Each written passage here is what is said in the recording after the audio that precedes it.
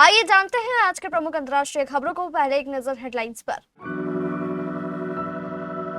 Pune airport का runway दोबारा शुरू। आईएएफ विमान की हार्ड लैंडिंग के बाद हुआ था बंद। रूसी तेल पर अमेरिका का यू टर्न, भारत के लिए कैसे है बड़ी राहत। हॉर्मुज में गोलियों की गूंज, 2 जहाजों पर फायरिंग। ईरानी सरकारी मीडिया का दावा, ईरान का हवाई क्षेत्र अंतर्राष्ट्रीय उड़ानों के लिए आंशिक रूप से खुला। ईरान ने हॉर्मुज स्ट्रेट को फिर से बंद करने का किया ऐलान। डोनाल्ड ट्रंप बोले, ईरान से समझौता नहीं हुआ तो बम गिराने पड़ेंगे। अमेरिका के फेवरेट कैसे बन जाते हैं पाकिस्तान के आर्मी चीफ। अचानक सोने चांदी के दाम में बड़ा बदलाव। अक्षय कुमार ने बताए खतरनाक स्टंट जब वह मरते मरते बचे। और कभी रफ्तार की थी दहशत, अब आईसीयू में जिंदगी की जंग लड़ रहा ये अफगानी क्रिकेटर। पुणे एयरपोर्ट का रनवे शनिवार सुबह फिर से चालू कर दिया गया है। भारतीय वायुसेना ने जानकारी दी है कि एक दिन पहले फ्रंटलाइन विमान की हार्ड लैंडिंग के कारण रनवे को नुकसान पहुंचा था। इस घटना के बाद शुक्रवार रात से ही उड़ानों का संचालन रोक दिया गया था, क्योंकि रनवे बंद कर दिया गया था।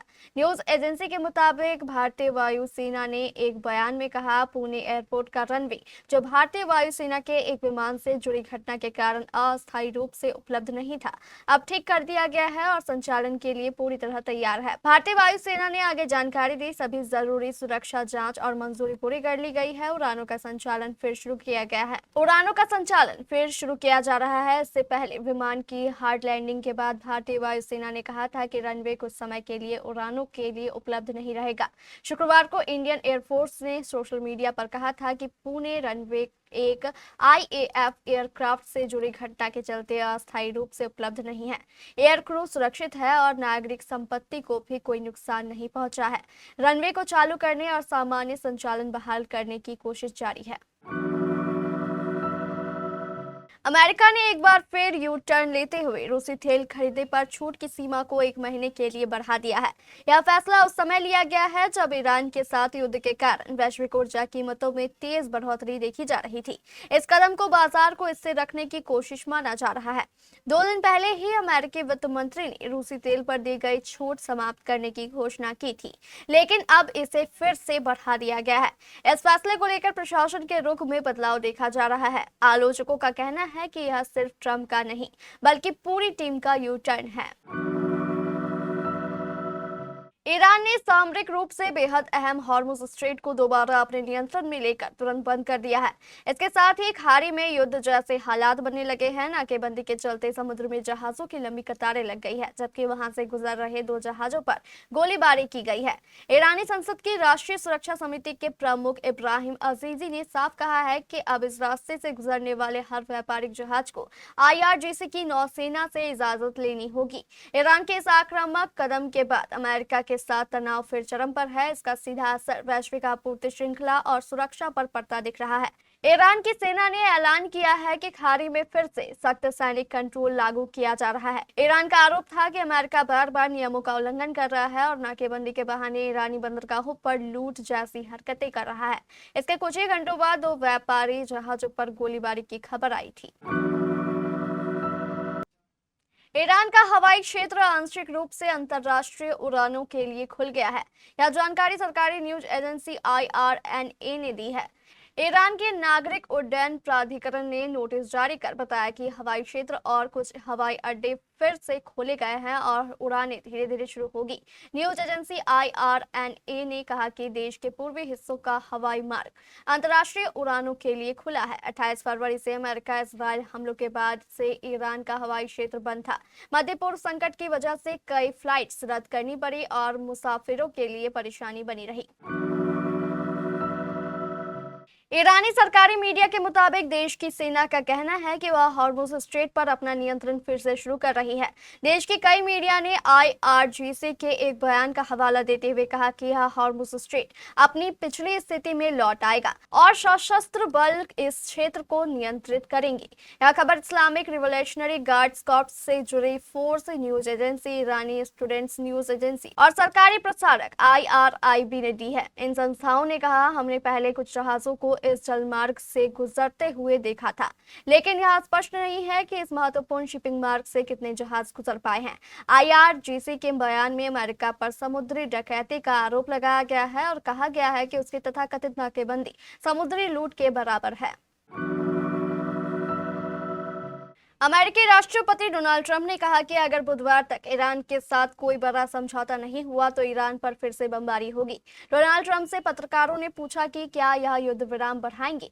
इस पर ट्रंप ने कहा, शायद मैं इसे आगे नहीं बढ़ाऊंगा, लेकिन नाकाबंदी जारी रहेगी। अफसोस की बात तो ये है कि हमें फिर से बम गिराना शुरू करना पड़ेगा। यह बयान ऐसे समय में आया है जब दोनों देशों के बीच समझौता होने की उम्मीदें की जा रही है। डोनाल्ड ट्रंप ने यह भी कहा कि उन्हें कुछ समय पहले ही बहुत अच्छी खबर मिली है। मध्य पूर्व में ईरान के साथ हालात बहुत अच्छे होते नजर आ रहे हैं। गौरतलब है कि पहले दौर की बातचीत पाकिस्तान के इस्लामाबाद में हुई थी, लेकिन यह बेनतीजा रही थी।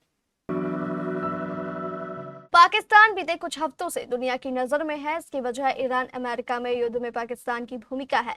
पाकिस्तान में ईरानी और अमेरिकी डेलीगेशन की एक दौर की बातचीत हो चुकी है। पाकिस्तान में जल्द ही दूसरी बार वार्ता होने की संभावना है। पाकिस्तान की मध्यस्थ के तौर पर निभाई गई भूमिका से अमेरिकी राष्ट्रपति डोनाल्ड ट्रंप काफी प्रभावित नजर आए हैं। उन्होंने खुलकर पाकिस्तानी पीएम शहबाज शरीफ और खासतौर से पाक आर्मी चीफ आसिफ मुनीर की तारीफ की है। आसिफ मुनीर को डोनाल्ड ट्रंप अपना फेवरेट फील्ड मार्शल कह चुके हैं। पाकिस्तानी आर्मी के शीर्ष पद पर बैठे लोग लगातार अमेरिका के पसंदीदा रहे हैं।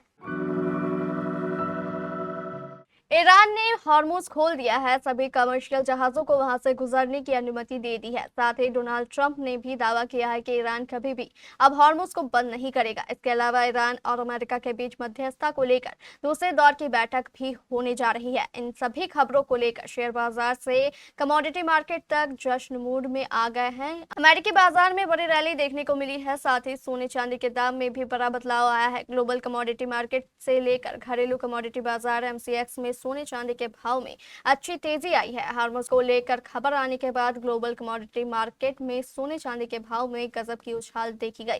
गोल्ड 1.48% यानी $71.30 प्रति औंस चढ़कर $4,889.60 प्रति औंस पर पहुंच गया। इसी तरह सिल्वर प्राइस में भी गजब की उछाल रही। सिल्वर 3.98% या $3.132 बढ़कर $81.842 प्रति औंस पर पहुंच गया है।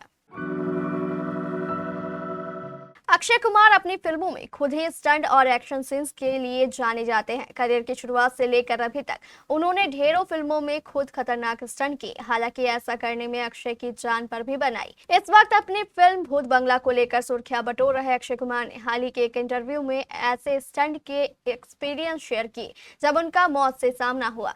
यह 90 के दशक की बात है। अक्षय कुमार ने एक पॉडकास्ट में बताया कि जब करियर के शुरुआती दौर में वह स्टंट करते थे तो तब सुरक्षा के लिए बहुत कम या फिर ना के बराबर इंतजाम होते थे। आजकल तो VFX और AI का जमाना है, मॉडर्न तकनीक है, पर उन दिनों एक्शन सीन को लाइव करना पड़ता था और उसमें असली खतरा होता था। तब अक्षय ने फिल्म सैनिक का उदाहरण दिया, जिसमें कि स्टंट करते वक्त उनकी जान खतरे में पड़ गई थी। यह फिल्म साल 1993 में आई थी। फिल्म में अक्षय के अलावा अश्विनी भावे, फरहीन, रोनित रॉय, आलोक नाथ और अनुपम खेर भी थे। अक्षय से जब पूछा गया कि स्टंट करते हुए कभी जान रिस्क पे पड़ी, ऐसा हुआ कि मरते मरते बचे, तो अक्षय बोले 3 बार ऐसा हुआ है। एक बार सैनिक में हुआ, उसमें बिल्डिंग से दूसरी बिल्डिंग जाते जाते मेरा हाथ थक गया था और मैंने सोचा कि मैं चला जाऊंगा एक बिल्डिंग से दूसरी बिल्डिंग। तब कुछ नहीं था, VFX भी नहीं था, खुद ही सब करना पड़ता था, तभी मेरी जान पर बनाई थी। कभी अपनी तेज रफ्तार से बल्लेबाजों के दिल में खौफ पैदा करने वाले अफगानिस्तान के पूर्व तेज गेंदबाज सपूर जादरान इस वक्त जिंदगी की सबसे बड़ी लड़ाई लड़ रहे हैं। 38 साल के जादरान को एक गंभीर मेडिकल समस्या के बाद इंटेंसिव केयर यूनिट में भर्ती किया गया है। मीडिया रिपोर्ट्स के मुताबिक उनकी हालत बेहद नाजुक बनी हुई है और डॉक्टर लगातार उनकी निगरानी कर रहे हैं। इस बीच पाकिस्तान के पूर्व विकेटकीपर बल्लेबाज कामरान अकमल ने अस्पताल से जादरान की कुछ चिंताजनक तस्वीरें शेयर की है। उन्होंने सोशल मीडिया पर लिखा कि जादरान उनके लिए दोस्त जैसे हैं और वह उनके जल्द स्वस्थ होने की दुआ कर रहे हैं। इन तस्वीरों के सामने आने के बाद क्रिकेट जगत में हलचल बढ़ गई है। इससे पहले पाकिस्तान के पूर्व कप्तान शाहिद अफरीदी ने भी जादरान की हालत को लेकर चिंता जताई थी। अफरीदी ने बताया था कि उनकी जादरान के भाई से बातचीत हुई, जिसमें उनकी गंभीर स्थिति के बारे में जानकारी मिली। जादरान के परिवार ने सोशल मीडिया के जरिए अपडेट शेयर किया, जिससे हालात की गंभीरता का अंदाजा लगाया जा सकता है।